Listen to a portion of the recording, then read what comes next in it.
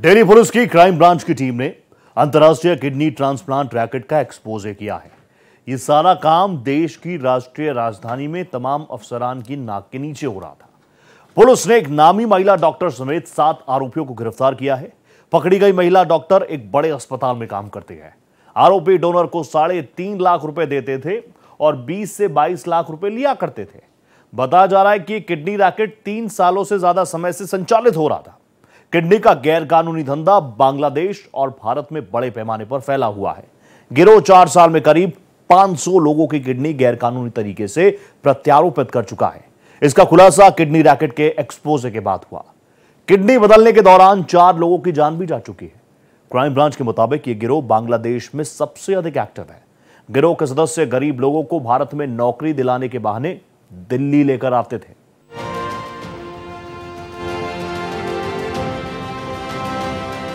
Delhi police की crime branch की team ने इंटरनेशनल किडनी ट्रांसप्लांट रैकेट का भंडाफोड़ किया है। क्राइम ब्रांच की टीम ने इस मामले में एक महिला डॉक्टर समेत कुल 7 लोगों को गिरफ्तार कर लिया है। जांच में सामने आया है कि ये रैकेट बांग्लादेश से लेकर राजस्थान तक चल रहा था, जिसमें 50 वर्षीय महिला डॉक्टर की अहम भूमिका थी। इस रैकेट का मास्टरमाइंड एक बांग्लादेशी था।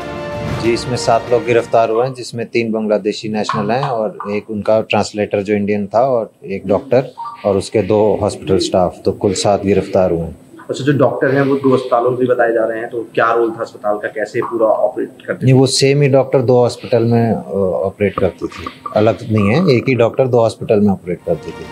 दिल्ली पुलिस की क्राइम ब्रांच के मुताबिक ह्यूमन ऑर्गन ट्रांसप्लांट रैकेट में शामिल लोग हर ट्रांसप्लांट के लिए 25 से 30 लाख रुपए लेते थे। डोनर और रिसीवर दोनों ही बांग्लादेश से थे। रैकेट में शामिल लोग साल 2019 से मानव अंगों की तस्करी का रैकेट चला रहे थे। पुलिस का दावा है कि बांग्लादेश से संचालित किडनी रैकेट में शामिल लोगों ने अब तक करीब 16 मरीजों का ऑपरेशन किया है। पुलिस के मुताबिक इन डोनर्स को बांग्लादेश से इलाज या फिर जॉब दिलाने के नाम पर यहाँ लाया जाता था और फिर उनका किडनी निकाल लिया जाता था। Bureau report, Bharat express. तो राजधानी दिल्ली में इस रैकेट का एक्सपोजे करना, बताया जा रहा है 2019 से रैकेट संचालित कर रहे थे। दिल्ली से लेकर बांग्लादेश तक के इसके कनेक्शन निकले हैं और अब crime branch, special crime branch की टीम इस पूरे मसले को देख रही है। भारत एक्सप्रेस भी इस मसले को लेकर लगातार अपनी इन्वेस्टिगेशन को आगे बढ़ा रहा है। मेरे सहयोगी रमेश कुमार सिंह ग्राउंड रिपोर्ट कर रहे हैं। वो लगातार इस मामले पर जिम्मेदार अफसरान, एक्सपर्ट्स, डॉक्टर, हर एक पहलू को कड़ी दर कड़ी जोड़ने की कोशिश कर रहे हैं। सबसे पहले रमेश, मैं आपसे जानना चाहूंगा कि इस पूरे मामले को लेकर अब तक क्या कुछ जानकारी पुलिस प्रशासन द्वारा साझा की गई, कहां से ये इनपुट मिले और देश की राजधानी दिल्ली में क्या इतना आसान है इन तमाम वारदातों को अंजाम दे देना, इतना बड़ा रैकेट को चलाना और पुलिसिया प्रशासन, इंटेलिजेंस को इतने साल लग जाना? देखिए, कहीं ना कहीं सवाल उठना लाजमी है। जिस तरीके से इस रैकेट ने 500 किडनी बदली है, 500 किडनियों का प्रत्यारोपण किया गया है, ये एक बड़ा सवाल है। और इसी का नतीजा है, आप देखिए कि इसमें जितने लिंक मिलते जा रहे हैं, चाहे वो डॉक्टर हो, चाहे डॉक्टर का कंपाउंडर हो, साथ ही साथ जो एक और पैथोलॉजी का जो एक और व्यक्ति पकड़ा गया है, उसके लिंक आजमगढ़ से मिले हैं। उत्तर प्रदेश के आजमगढ़ का वो रहने वाला है, वो भी बीच का बिचौलिया का काम करता था। पर साथ साथ जो इनकी टैक्टिक थी वो बहुत ही खतरनाक थी। रोहित, मैं अपने दर्शकों को बताना चाहता हूं कि जिस तरह भारत में बेरोजगारी है, उस तरह पड़ोसी जो राज्य हैं, चाहे पाकिस्तान हो, बांग्लादेश हो, वहां भी बेरोजगारी है। लाखों लोग जिस तरह से भारत से कनाडा और अमेरिका जाते हैं, उस तरह से बांग्लादेश से लोग भारत में अपना व्यापार, नौकरी के लिए आते हैं। नौकरी का झांसा दे के उनको लाया जाता था और उनका पासपोर्ट, जो कि उनके आने का आधार होता है देश में, वो जमा कर लेते थे और कहते थे कि अगर आप किडनी नहीं देंगे तो आपको पासपोर्ट भी नहीं मिलेगा, साथ ही साथ आपको गैर कानूनी रूप से भारत में रहने के नाते जेल में रहना पड़ेगा। तो लोग डर जाते थे। इस डर में भय का जो खेल होता था, उसमें किडनी ली जाती थी। तो कहीं ना कहीं जो इस तरह से किडनी का रैकेट था, वो बहुत ही खतरनाक तरीके से अपना काम कर रहा था और वो अब तक 500 से ज्यादा किडनियों को भारत में बदलवा चुका था।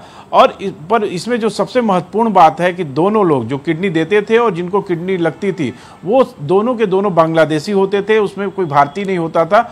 और इनके जो एजेंट होते थे वो सारे पैथोलॉजी सेंटर पे खड़े रहते थे। जो लोग ये अपना फिल्टर करने आते हैं, जिनकी किडनी खराब हो जाती है, वो अपना आते थे, उनके ऊपर ये टारगेट करते थे और उन्हें लालच देते थे कि हम आपको किडनी देंगे, आप हमें इतना पैसा दीजिए, जिसकी कीमत 25 से 30 लाख रुपए ये लेते थे और जो डोनर था उसको मात्र 3 लाख रुपए देते थे।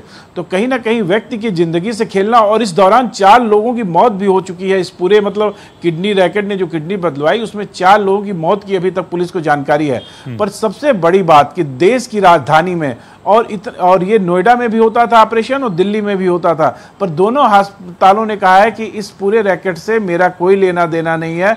और जबकि जो डॉक्टर है, महिला डॉक्टर है, 50 वर्षीय महिला डॉक्टर, वो उसमें लगातार सब जितने भी हुए ऑपरेशन उसमें सारे उसमें सक्रिय रही।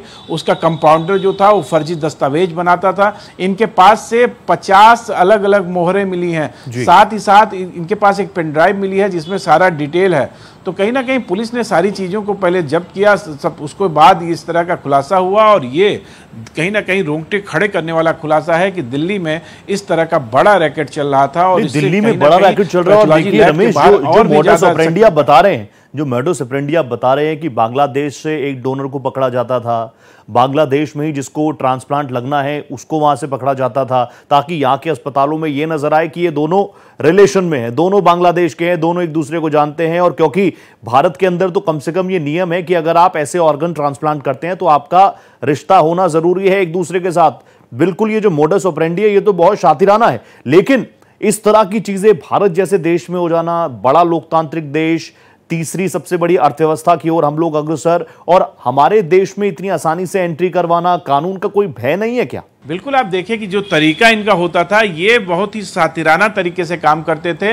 ये सबसे पहले फर्जी दस्तावेज तैयार करते थे। भारत में ब्लड रिलेशन जो है उसमें आप अंग का प्रत्यारोपण कर सकते हैं, ऐसे फर्जी दस्तावेज इनके यहाँ से मिले हैं।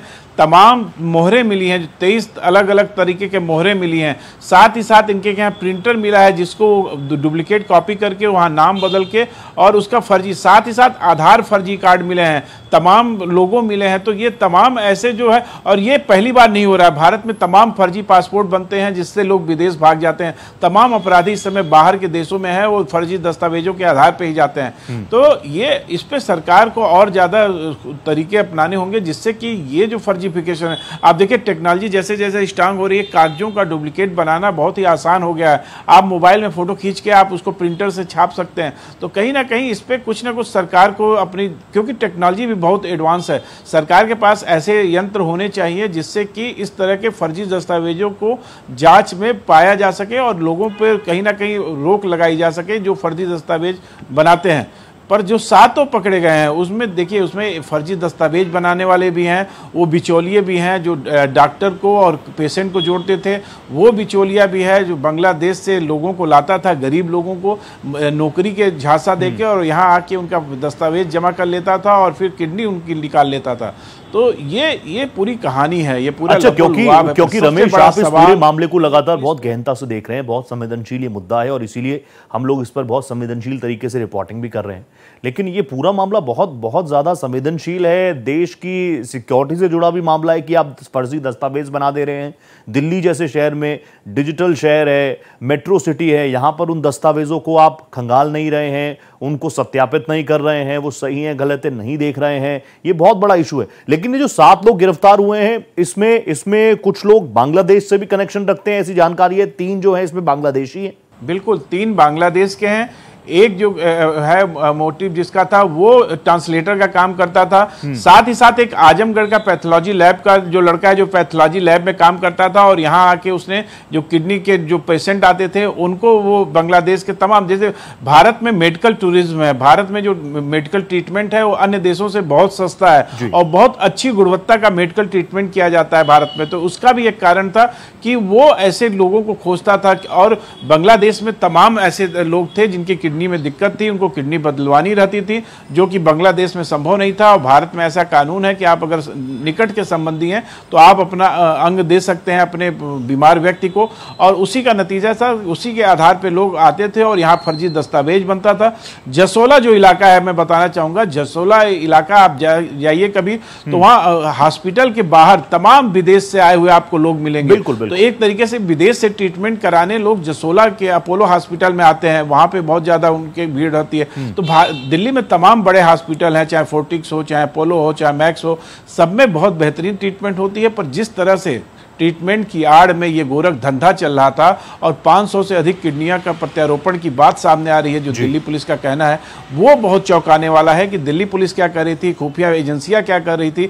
3 साल से 2019 देखिए, 19 हो गया, 20, 21, 22, 23, 24, तो इस तरह से एक लंबा समय। अच्छा, लेकिन फिर ये एक्सपोजे कैसे हुआ, वो कड़ी कहां से मिली? और एक सबके जहन में एक सवाल ये भी आ रहा होगा कि बांग्लादेश के मजबूर लोगों को भारत लाया जाता था, फिर उनका पासपोर्ट रख लिया जाता था, उनको कहा जाता था कि अवैध तरीके से फिर आपको डिटेन भी हम यहां पर करवा सकते हैं, डर के माहौल में उनसे किडनी का सौदा कर लिया जाता था। उसके बाद क्या कोई ऐसा पीड़ित पुलिस प्रशासन उसके संपर्क में है? हाँ,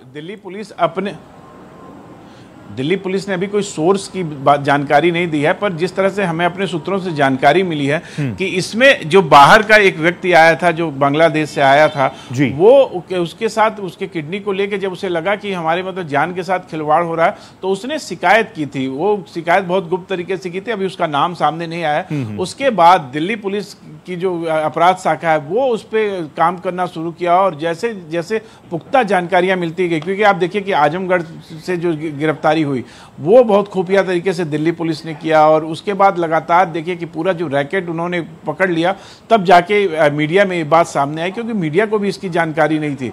पर सवाल यह है कि ये एक ही अभी तंत्र पकड़े गए, तमाम इस तरह के देश में बीमार लोग हैं, चाहे लीवर के हो चाहे किडनी को लेकर है, कि वो पैसा देने को, मुमागा दाम देने को तैयार हैं, पर उनको डोनर नहीं मिलते हैं। तो ऐसे स्थिति में कहीं ना कहीं जो इस तरह के डोनर होते हैं, वो इससे पहले भी किडनी रैकेट का बड़ा खुलासा हो चुका है, तमाम इस तरह के होते हैं। पर जांच का विषय है कि अस्पतालों में इस तरह के ऑपरेशन कैसे हो रहे थे, क्या अस्पताल का जो प्रशासनिक तंत्र है जो इस पे लिए जिम्मेदार है, तमाम विभागों से परमिशन लेनी पड़ती है, तब जाके आपका अंग प्रत्यारोपण होता है। और जाहिर सी बात है, इतना बड़ा नेक्सस अगर चल रहा है तो महज ये 7 से 8 लोग तो इसको संचालित नहीं कर रहे होंगे, जाहिर सी बात है। और मेट्रो सिटीज में भी इस पूरी इन्वेस्टिगेशन को आगे बढ़ाया जा रहा होगा। जो काम दिल्ली में हो रहा है, क्या आपको नहीं लगता कि उत्तर प्रदेश, नोएडा, जहां जहां से आजमगढ़ तक का जिक्र अगर हमारे सहयोगी कर रहे हैं, तो ये नेक्सस बहुत बड़ा है। और हमें इस बात की भी उम्मीद होनी चाहिए कि हमारी एजेंसीज अब इस मामले को अगर खोल रही हैं तो कड़ी दर कड़ी तमाम चीजें खोलकर वो सबके सामने रख देंगी। Ramesh, thank you so much,